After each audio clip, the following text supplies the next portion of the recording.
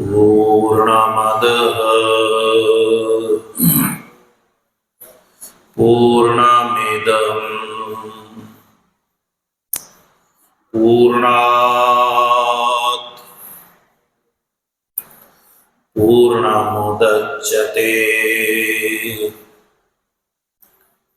पूर्णस्य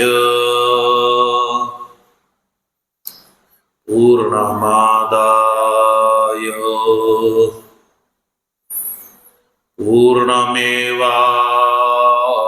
पूर्णमेवावशिष्यते। ओम शांति शांति शांति।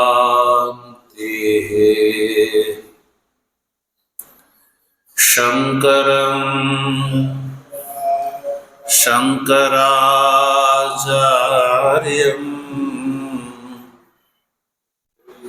केशवं बादरायणं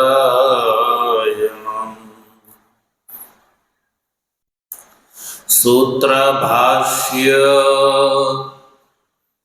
कृतौ वन्दे भगवन्तौ पुनः पुनः। ईश्वरो गुरुरात्मेति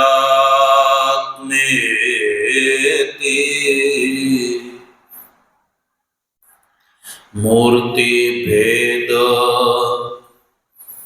विभागिने व्योमवत् व्याप्तदेहाय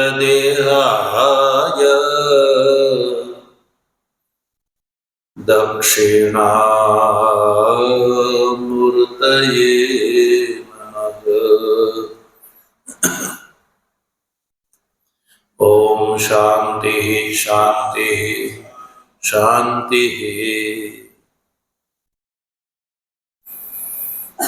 तत्र जिज्ञासु सज्जनों, भगवत कृपाथी सायंकालीन ज्ञान सत्र में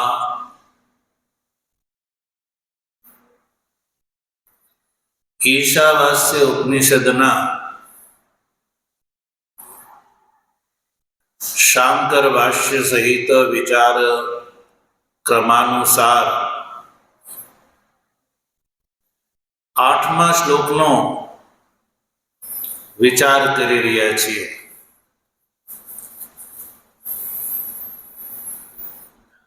ભગવાન ભાષ્યકાર આ 8મા મંત્રનું તાત્પર્ય બતાવતા કહે છે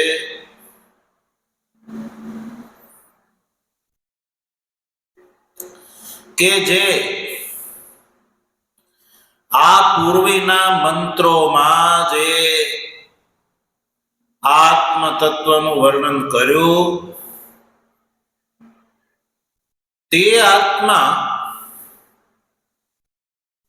પોતાના રૂપથી કેવો છે, એના લક્ષણ શું છે, એવી જિજ્ઞાસાના ઉત્તરમાં આ શ્રુતિ એટલે કે આ 8મો મંત્ર આત્માના લક્ષણો બતાવે છે। શું બતાવે છે? આત્માના લક્ષણો। લક્ષણ એટલે સ્વરૂપ। લક્ષણનો અર્થ છે સ્વરૂપ।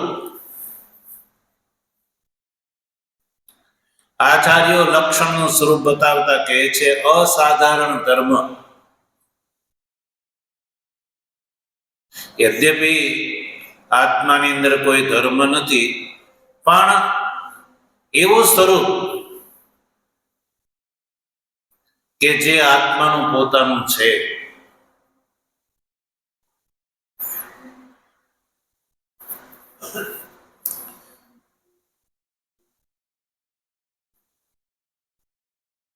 તો આ મંત્રના પૂર્વાર્ધની અંદર જે સ્વરૂપ બતાવ્યું કે આપણે એનો વિચાર કરી ચૂક્યા.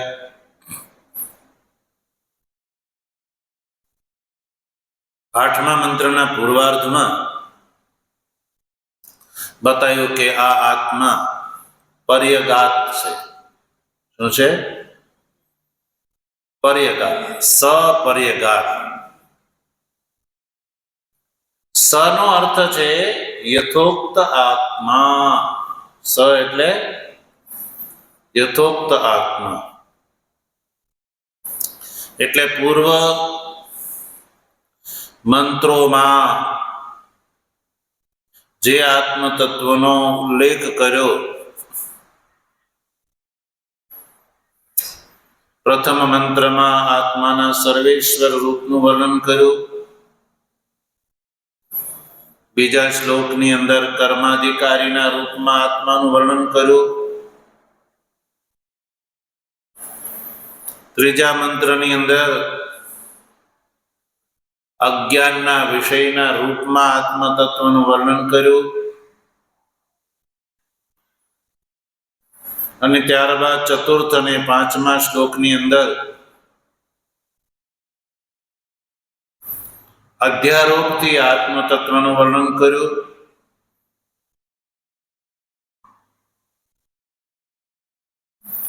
અને ત્યારબાદ છઠ્ઠા અને સાતમા મંત્રની અંદર આરોપ સાપેક્ષ આત્મ તત્વનું વર્ણન કર્યું.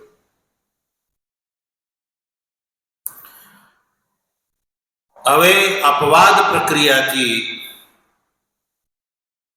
આત્મ તત્વનું વર્ણન કરે છે.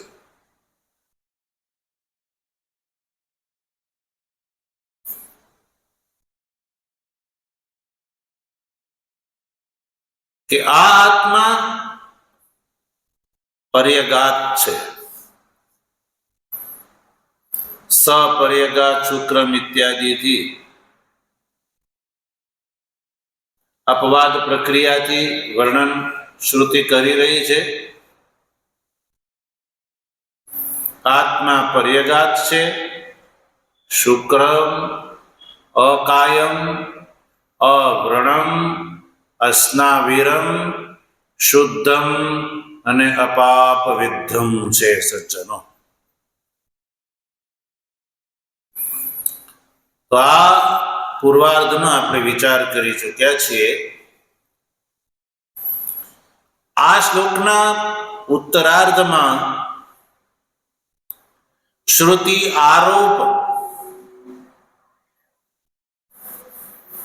આરોપ પ્રક્રિયાથી પુનઃ આત્મ તત્વનું વર્ણન કરે છે.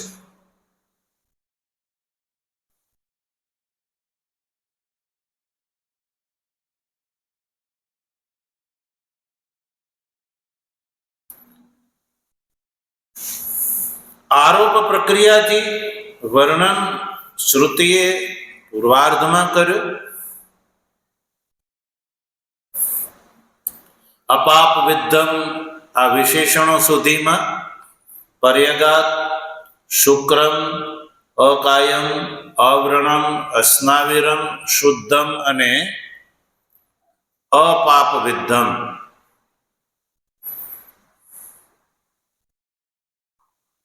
ભગવાન ભાષ્યકાર આ શ્રુત્યુક્ત પદોનો અર્થ કર્યા પછી એક વ્યાકરણ સંબંધી વાત બતાવી રહ્યા છે.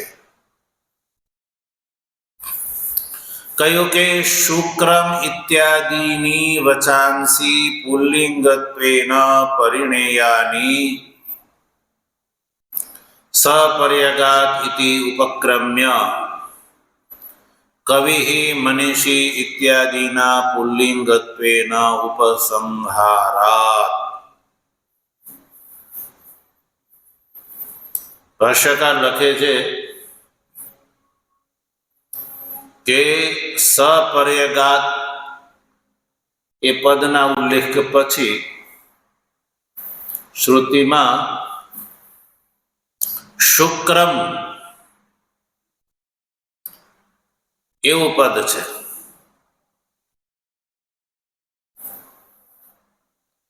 અકાયમ, અવ્રણમ, અસ્નાવિરમ, શુદ્ધમ, અપાપ વિદ્ધમ ઇત્યાદિ જે નપુંસક લિંગથી જેનું વર્ણન જોવા મળે છે, પણ ભાષ્યકાર કહે છે કે શુક્રમ ઇત્યાદિ જે વચનો છે એને પુલ્લિંગમાં બદલી નાખવા જોઈએ. એ શબ્દોને એના રૂપ પુલ્લિંગ અનુસાર ચલાવવા જોઈએ, પુલ્લિંગ સમજવા જોઈએ. પુલ્લિંગત્વેન પરિણયાની, પુલ્લિંગના રૂપમાં એને બદલી નાખવા જોઈએ. શા માટે સજ્જનો?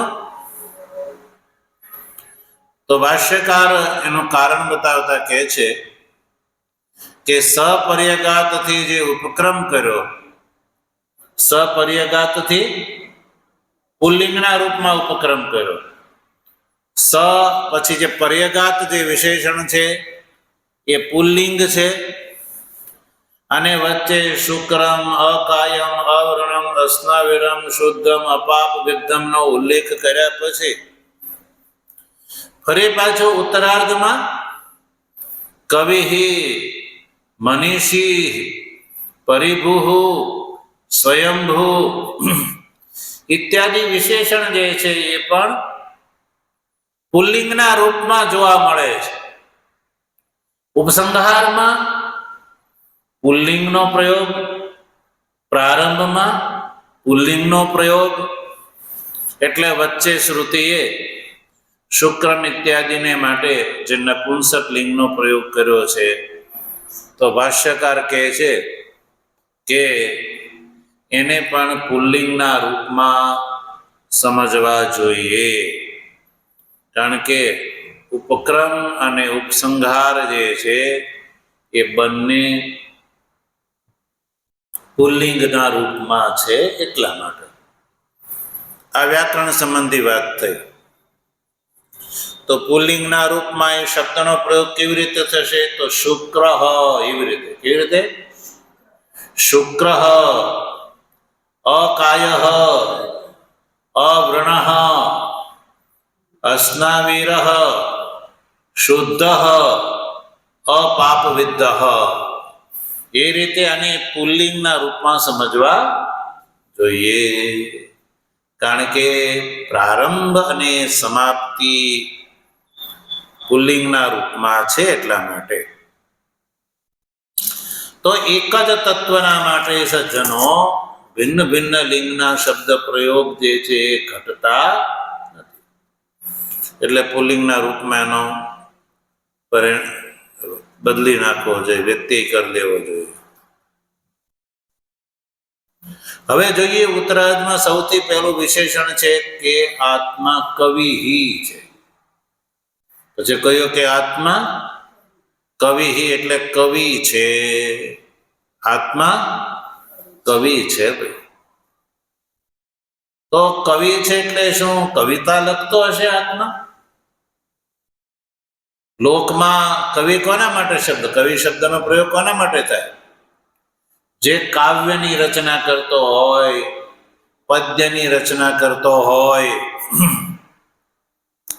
સજ્જનો, એના માટે કવિ શબ્દનો પ્રયોગ પ્રસિદ્ધ છે.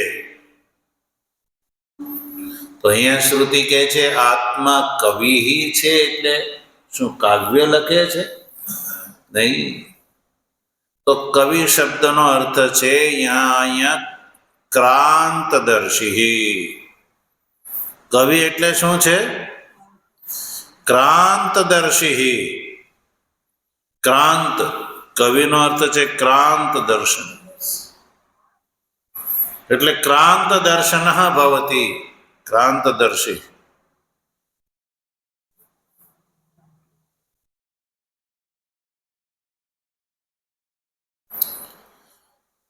ક્રાંતદર્શીનો અર્થ છે સર્વદૃક, આત્મા કવિ છે એટલે કે ક્રાંતદર્શી છે. ક્રાંતદર્શી અર્થાત કે સર્વદ્રિક છે. ક્રાંતદર્શીનો અર્થ છે સર્વદ્રિક, અર્થાત સર્વનો દ્રષ્ટા છે આત્મા સજ્જન.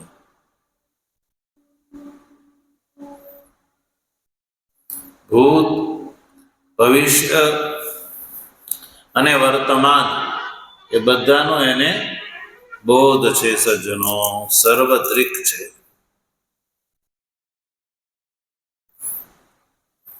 શેના આધારે આવો અર્થ કર્યો? ભાષ્યકારને કોઈ પૂછે કે આ અર્થ શેના આધારે કર્યો? કવિ શબ્દનો અર્થ અહીંયા ક્રાંતદર્શી સર્વદ્રિક છે, એ શેને આધારે? તો ભાષ્યકાર બૃહદારણ્યક ઉપનિષદના શ્રુતિ વાક્યને અહીંયા પ્રમાણરૂપથી પ્રસ્તુત કરે છે.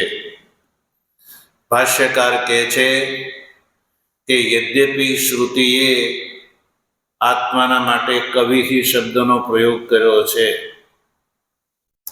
તો શ્રુતિને કવિ શબ્દનો અર્થ સર્વદ્રિક અભિપ્રેત છે એ હું એના આધારે કહું છું કે ઉપનિષદોમાં એવું વર્ણન છે ન અન્ય અતઃ અસ્તિ દ્રષ્ટા. એ શ્રુતિ વાક્ય અહીંયા પ્રમાણરૂપથી પ્રસ્તુત કરીને કવિ શબ્દનો અર્થ સર્વદ્રિક છે એ અર્થનું સમર્થન કર્યું. એમાં પ્રમાણ પ્રસ્તુત કર્યું કે કવિ શબ્દનો અર્થ અહીંયા સર્વદ્રિક છે, કારણ કે આત્મા જ સર્વદ્રિક છે. સજ્જનો, આત્મા કેવો છે? સર્વદ્રિક છે. સજ્જનો, સર્વદ્રિક એટલે સર્વનો દ્રષ્ટા છે. અતઃ અન્ય દ્રષ્ટા ન અસ્તિ. જો શ્રુતિ વાક્ય શું છે? નાન્યો તોસ્તિ દ્રષ્ટા. શ્રુતિ વાક્યનું સ્વરૂપ શું છે? નાન્યો તોસ્તિ દ્રષ્ટા. એને આપણે વાક્યક્રમમાં ગોઠવીએ તો એવું થાય કે અતઃ અન્ય દ્રષ્ટા નાસ્તિ. આવું વાક્યરૂપ બને. અતઃ અન્ય દ્રષ્ટા નાસ્તિ. સજ્જનો, અતઃ યાની અસ્માત આત્મનઃ, અન્ય યાની ભિન્ન. સંસારમાં બીજો કોઈ દ્રષ્ટા નથી. દ્રષ્ટા એટલે જોવા વાળો. જો એક હોય છે જોવા વાળો, અને એક બીજી વસ્તુ હોય છે જોવામાં જે આવે.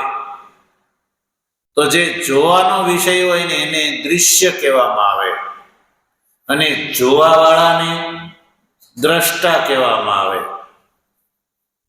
તો સજ્જનો, જે દેખાય છે એને દૃશ્ય કહેવામાં આવે છે, અને જેને આ સંસાર દૃશ્ય દેખાય છે એને દ્રષ્ટા કહેવામાં આવે છે.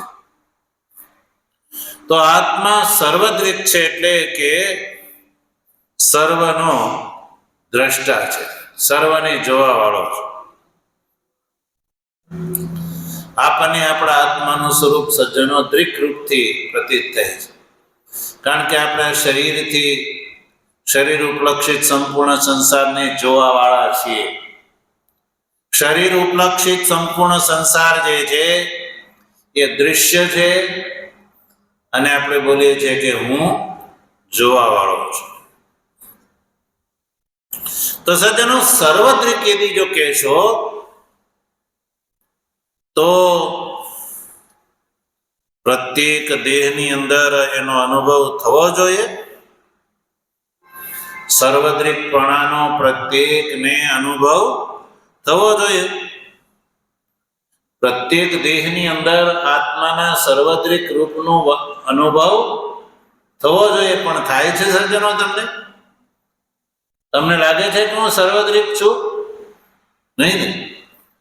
તો જો આત્મા સર્વદ્રિક હોય તો પ્રત્યેક દેહધારીને આત્માના સર્વદ્રિકપણાનો અનુભવ થવો જોઈએ. એટલે અનુભવમાં નથી આવતો એટલે આ વચનને પ્રામાણિક કેવી રીતે માનવું જોઈએ? તો ભગવાન ભાષ્યકારે અહીંયા સ્પષ્ટ કર્યું કે અતઃ અન્ય દ્રષ્ટા નાસ્તિ. અતઃ એની આત્માથી ભિન્ન કોઈ બીજો દ્રષ્ટા નથી. એક આત્મા જ સજ્જનો દ્રષ્ટા છે. એ આ શ્રુતિ દ્વારા પણ સ્પષ્ટ થઈ.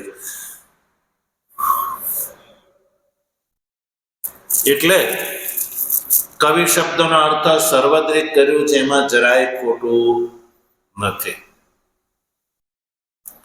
હવે આગળ શ્લોકમાં જો કવિ પછી કયો પદ આવ્યો? મનીષી. મનીષી. તો આત્માનું લક્ષણ બતાવ્યું. આત્મા કેવો છે? તો કયું? મનીષી છે. આવું નવું લક્ષણ, આત્માનું નવું લક્ષણ આવ્યું. પહેલું લક્ષણ બતાવ્યું કવિ, ઉત્તરાર્ધનું પહેલું છે કવિ.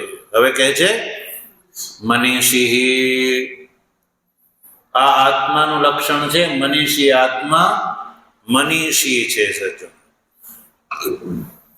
તમે કહેશો કે મનીષી એટલે શું હશે? તો જો ભાષ્યકાર શું કહે છે અર્થ જો. મનીષી મનસ ઈશિતા સર્વજ્ઞ ઈશ્વર ઇત્યર્થ. મળ્યું? મનીષી છે. મનીષી નો અર્થ છે મનસ ઈશિતા. મનીષી એટલે મનસ ઈશિતા. મળ્યું ને?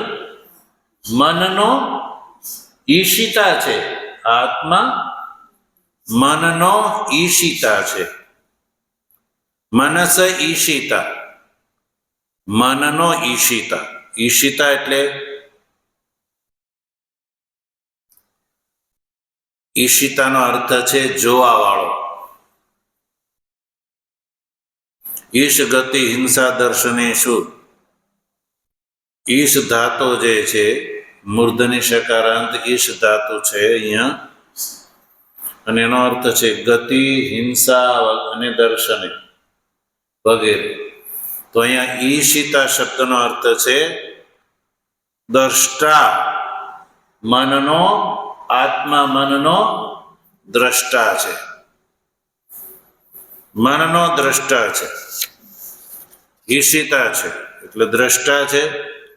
પછી કયું બીજો અર્થ કર્યો મનીષીનો? સર્વજ્ઞ છે. કેવો છે? સર્વજ્ઞ છે.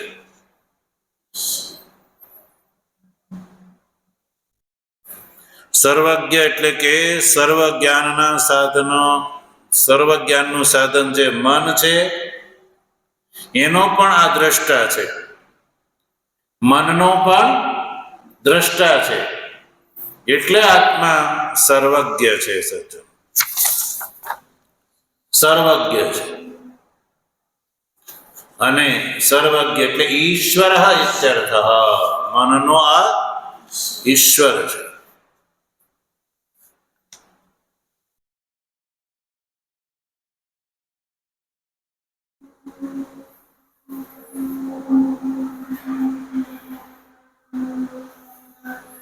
ઈશ્વર છે.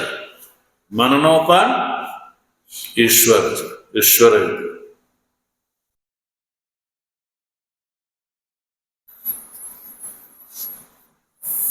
પછી આગળ એક વિશેષણ આવ્યું શ્લોકમાં કે આ આત્મા પરિભૂહ છે. કેવો છે? પરિભૂહ. ઉત્તરાર્ધનું ત્રીજું વિશેષણ છે આત્મા પરિભૂહ છે. તો પરિભૂહ એટલે શું? જો ભાષ્યકાર પરિભૂ શબ્દનો અર્થ કરે છે 28મા પાના પર જો. પરિભૂહ એટલે સર્વેષામ પરી ઉપરી ભવતી ઇતિ પરિભૂહ. પરિભૂહ એટલે સર્વેષામ પરી ઉપરી, બધાનો જે છે એ ઉપરી છે. આત્મા બધાનો ઉપરી છે. સર્વેશામ પરી, પરી એટલે ઉપરી, બધાનો પરી છે એટલે કે ઉપરી છે. એનો કોઈ ઉપરી નહીં સજ્જનો. આત્મા બધાનો ઉપરી છે.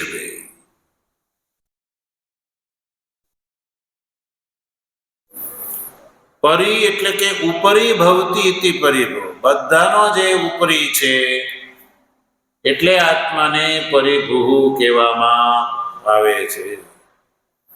આત્મા બધાનો ઉપરી છે, એનું કોઈ ઉપરી નહીં. પછી કયું? આત્મા સ્વયંભૂ, સ્વયંભૂ છે. આત્મા સ્વયંભૂ છે. આત્માનું લક્ષણ બતાવ્યું. સ્વયંભૂ એટલે શું?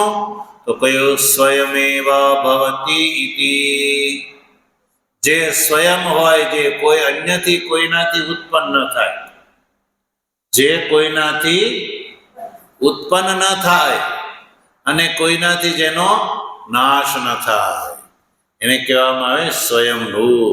એટલે સ્વયમેવ ભવતી ઇતિ,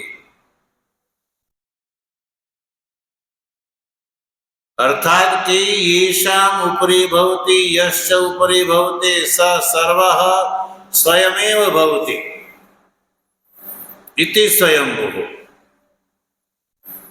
યાની સ્વયમેવ ભવતીનો અર્થ છે યેષામ ઉપરી ભવતી યશ્ચ ઉપરી ભવતી, જેનો આ આત્મા ઉપરી છે, અને યશ્ચ ઉપરી ભવતી, જે સર્વનો ઉપરી છે, સ સર્વ, એ જ સર્વ છે. અને એટલે જ સ્વયમેવ ભવતી, એ સ્વયં જ છે. એની સત્તા અન્યની સત્તાથી સત્તાવાન નથી.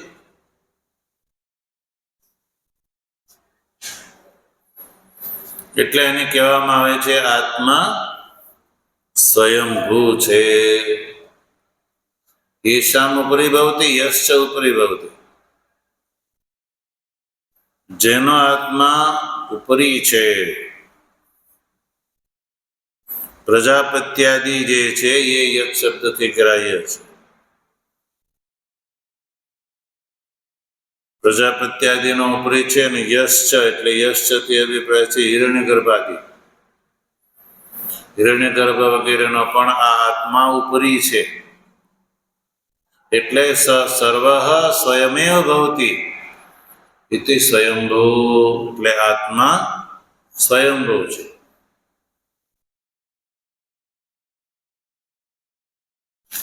તો સજ્જનો, આ લક્ષણો આત્માના બતાવ્યા. હવે આગળ શું કહે છે? યાથા તથ્યતો અર્થાન વ્યદદાત શાશ્વતીભ્ય સમાભ્ય.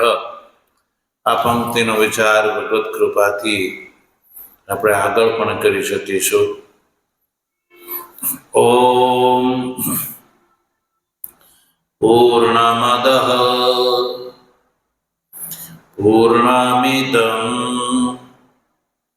પૂર્ણાત પૂર્ણમુદચ્યતે પૂર્ણસ્ય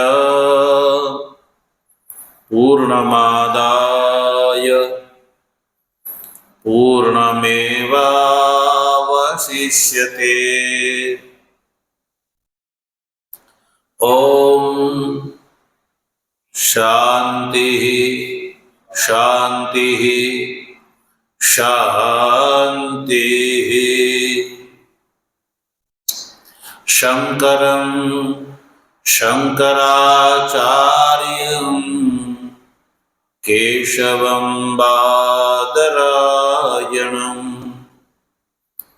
સૂત્રભાષ્ય કૃતૌ વંદે ભગવन्तૌ પુનઃ પુનઃ. ઈશ્વરો ગુરુરાત્મેતિ મૂર્તિભેદ વિભાગિને વ્યોમવદ્વ્યાપ્ત દેહાય દક્ષિણામૂર્તયે નમઃ. ઓમ શાંતિ શાંતિ શાંતિ. સદગુરુ